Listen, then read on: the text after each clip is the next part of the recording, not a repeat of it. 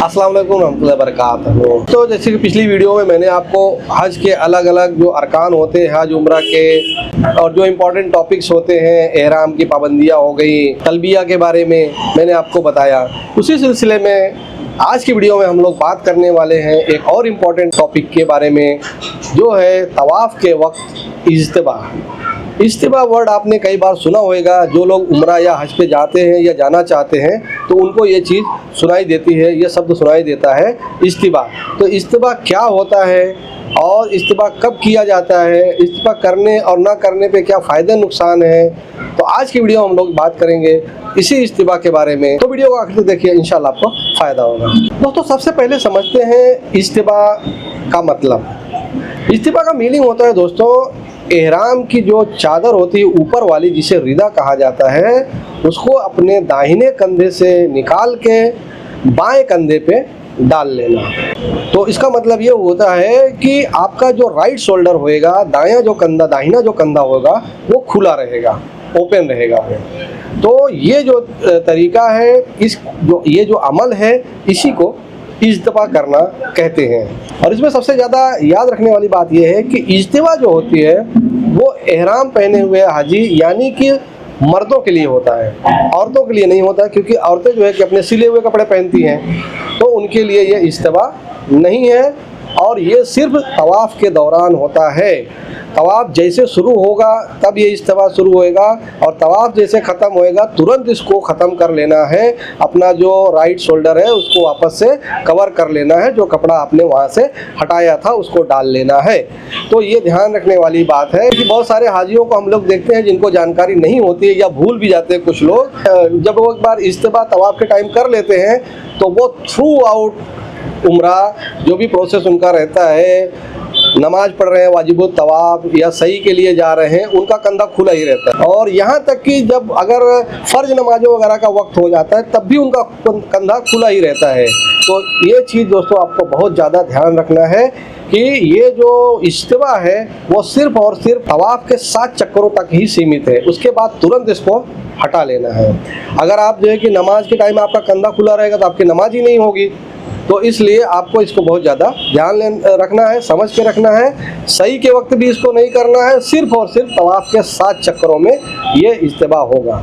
सवाल ये आता है कि इज्तिबा क्या है, इसको क्यों किया जाता है। तो दोस्तों जो इज्तिबा है वो हुजूर अकरम सल्लल्लाहु अलैहि वसल्लम की सुन्नत है। इसका मकसद है कि जो है कि अपनी ताकत, जज्बा और अल्लाह की बंदगी का इजहार करना, इसमें और दूसरी कोई चीज़ नहीं है। तो जब हुजूर सल्लल्लाहु अलैहि वसल्लम ने तवाफ़ किया उस टाइम जो है कि मुशरिकीन मक्का जो थे बहुत जाबिर थे, तो वो लोग जो है कि मुसलमानों को कमज़ोर समझते थे। तो हुजूर सल्लल्लाहु अलैहि वसल्लम ने मुशरिकों को ये दिखाने के लिए ये अमल किया, कंधे को जो है कि ओपन करके रखा। और इसके साथ एक दूसरा अमल किया जिसके बारे में हम लोग अगली वीडियो में बात करेंगे इंशाअल्लाह, उसको रमल कहा जाता है। तो दोस्तों इसलिए हुजूर सल्लल्लाहु अलैहि वसल्लम ने इसको किया तो ये हमारे लिए सुन्नत बन गई, और हमारे लिए हुजूर सल्लम की सारी सुन्नतें प्यारी हैं, महबूब हैं, और तो इसलिए हमको ये काम करना चाहिए। तो इज्तिबा का पूरा प्रोसेस हम लोग समझ लेते हैं दोस्तों।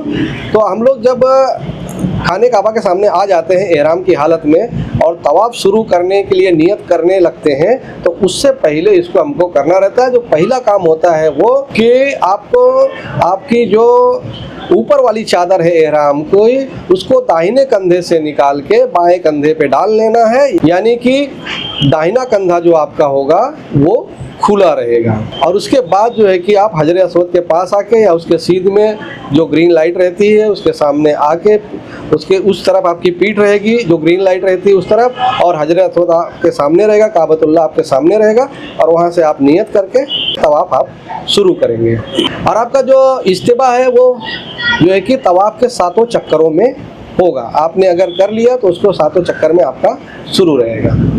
तो मतलब बीच में आपको इसको हटाना नहीं है, लेकिन जब 7 चक्कर पूरे हो जाएंगे तो तुरंत इसको ख़त्म कर लेना है, यानी वो चादर दाहिने कंधे पे वापस से आपको डाल लेना है। तो ध्यान रखें कि तवाफ़ के बाद आपको तुरंत वाजिबुत तवाफ़ 2 रकात नमाज पढ़नी होती है मकाम इब्राहिम के पीछे।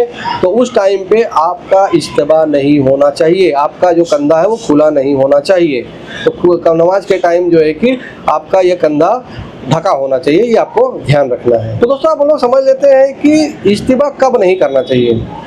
तो अगर आप जो है कि एहराम की हालत में, तवाफ़ की हालत में हैं, तवाफ़ कर रहे हैं खाने काबा के, और फ़र्ज नमाज का वक्त हो गया, मतलब इमामत का टाइम हो गया, नमाज खड़ी हो रही है, जमात खड़ी हो रही है, उस टाइम पे आपको इसको इस्तिबा को हटा लेना है, क्योंकि आपका कंधा नमाज के टाइम पे खुला नहीं रहना चाहिए। सही पे जाते टाइम जैसे ही आप यहाँ से निकलेंगे, वाजिब तवाफ़ पढ़ने लगेंगे, तो आपको ये इज्तिबा ख़त्म कर देना है। और उसके बाद जब आप आगे जाएंगे सही वगैरह के टाइम पे, तो आपको बिल्कुल इज्तिबा नहीं करना है। बहुत सारे हाजी हैं जिनको जानकारी नहीं होती है, वो थ्रू आउट जो है कि एक बार कर लेते हैं तो भूल जाते हैं, उसको करते भी नहीं, तो दूसरे हाजी उनको बताते भी रहते हैं, तो कुछ लोग बुरा भी मान जाते हैं, कुछ लोग अच्छा भी मान जाते हैं। तो जिनको भी बताएं आप तो अच्छे लहजे में बताएं, उसकी मर्जी है वो माने या ना माने। और जो तवाफ़ नॉर्मल कपड़ों में होते हैं दोस्तों, नफली तवाफ़ वगैरह, तो उस टाइम पे जो है कि इज्तिबा नहीं होती, क्योंकि इज्तिबा के लिए आपके पास वो कंधा खोलने के लिए चादर ही नहीं होगी। तो यानी आपको जब एहराम की 2 चादरें पहने रहेंगे उसी टाइम पे आपको इज्तिबा करना है। और सबसे इम्पॉर्टेंट चीज़ ये है कि औरतों के लिए इज्तिबा नहीं है, उनको किसी भी हालत में, चाहे तो एहराम की हालत में हो, चाहे तो नॉर्मल तवाफ़ कर रही हो, उनको इज्तिबा नहीं करना है। दोस्तों आप ये समझ लेते हैं कि अगर हम लोग किसी वजह से इज्तिबा नहीं किया तो उसके परिणाम क्या होंगे, उसके कॉन्सिक्वेंसेस क्या, नतीजे क्या होंगे, क्या उस पर दम वगैरह कुछ वाजिब होता है। तो सबसे पहली बात आपको बता दें कि हज और उम्रा आपका बिल्कुल भी इनवैलिड नहीं होएगा, फासिद नहीं होगा, यानी आपका हज और उम्रा हो जाएगा। और इसी के साथ में अगर आपने इस्तिबा नहीं किया तो आपके ऊपर कोई दम, कोई कफ़ारा, कोई सदका लाजिम नहीं होगा, वाजिब नहीं होगा। तो ये कोई गुनाह नहीं है, ये सिर्फ जो है कि सुन्नत है। तो अगर आप करेंगे तो अफजल है, अच्छा है, आपको सवाब मिलेगा। अगर आप भूल जाते हैं तो कोई बात नहीं है, इसके लिए कोई पकड़ आपकी नहीं होगी। तो दोस्तों ये है इज्तिबा का पूरा मतलब और पूरा तरीका। तो आप लोग अगर ट्रेनिंग में ये सब चीज़ें अच्छे से सीख के जाएंगे तो इंशाल्लाह आपसे कोई गलती नहीं होगी। और दोस्तों एक बहुत बड़ी चीज़ आप लोग ध्यान रखें, इम्पॉर्टेंट चीज़, कि हज के दौरान अलग अलग मसलक के लोग वहाँ पे होते हैं। अलग अलग मसलक में कुछ चीज़ें जो है कि थोड़ा सा मुख्तलिफ होती हैं, डिफरेंट होती हैं। तो अगर कोई हाजी आपको जो है कि किसी चीज़ के बारे में रोक रहा है, टोक रहा है, बोल रहा है, तो आप वहाँ गुस्सा ना हो, गर्मी ना दिखाएं, और जो है कि उसको, अगर आपको अपने काम पे कॉन्फिडेंस है कि मेरे को पूरी जानकारी कि मैं मेरे अपने फ़िक्र के हिसाब से अच्छे से कर रहा हूँ, जो करना चाहिए उसी तरीके से कर रहा हूँ, तो आप उनको अच्छे से समझा दें या जज़ाकल्लाह बोल के हट जाएं, उनसे झगड़ा, उनसे बहस मुबाहिसा ना करें। और दूसरों को भी आपको बताना हो तो आप इसी अच्छे अंदाज में, अच्छे लहजे में समझाएं, ये ना कि मतलब उसको डांट दें या उसको जो है कि हकीर उसको साबित करें कि तुमको नहीं आता है, इस तरह से ना करें। और उसको सही तरीके से समझाएं जिससे सामने वाले के ऊपर बात समझ में आ जाए। और आपका काम है बात को बताना, ना कि जो है कि डंडा लेके उसको समझाना। तो अगर सामने वाला समझता है तो बहुत अच्छी बात है, आपको सवाब मिलेगा। नहीं समझता है और आप अच्छी चीज़ बता रहे हैं, सही चीज़ बता रहे हैं, तब भी आपको सवाब मिलेगा, उसको नहीं करने का गुनाह मिलेगा, या जो भी चीज़ें होंगी। दोस्तों ये थी वीडियो आज की इज्तिबा के बारे में, जो तवाफ़ के टाइम 7 चक्रों में किया जाता है हज उम्रा के टाइम पे। उम्मीद करते हैं वीडियो आपको इन्फॉर्मेटिव लगी होगी। वीडियो को लाइक करें, शेयर करें, हमारे चैनल को सब्सक्राइब कर लें, हमारा व्हाट्सएप ग्रुप को जो ज्वाइन कर लें, जिसमें आपके सवालों के जवाब दिए जाते हैं। इस वीडियो में बस इतना ही, अपना ख्याल रखिएगा, मिलते हैं अगली वीडियो में। अस्सलाम वालेकुम।